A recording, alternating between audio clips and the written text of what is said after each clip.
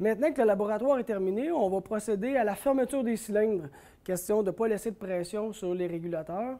Donc, pour ce faire, je vais commencer la première étape en fermant le cylindre.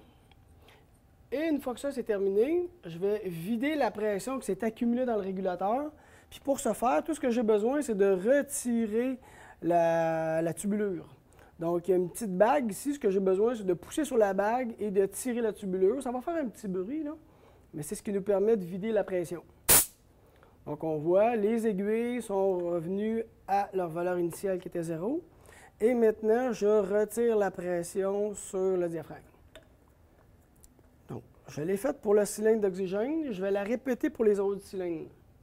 On se rappellera au début que ce cylindre-ci avait une pression qui était quand même assez élevée, hein? Donc, on voit ici qu'on est à 100 PSI. Donc, quand je vais retirer la tubulure, ça va faire plus de bruit. Donc, soyez pas surpris. Je commence toujours par fermer le cylindre. Par la suite, je pousse sur la bague et je retire la tubulure. Ça va faire un petit bruit. Parfait. Donc, et je remets la tubulure simplement en l'insérant dans l'orifice. Et on voit que la pression est redevenue à 0. J'enlève à nouveau la pression sur le diaphragme. Et je répète l'étape ici avec l'autre cylindre où on voit qu'il y a encore 50 PSI à l'intérieur.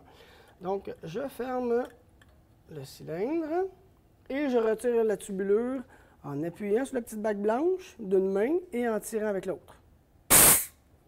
Donc, la pression est redevenue à 0. J'enlève maintenant la pression sur le diaphragme et j'ai vidé mes régulateurs de leur pression. Donc, on est prêt à avoir complété notre laboratoire de fonction.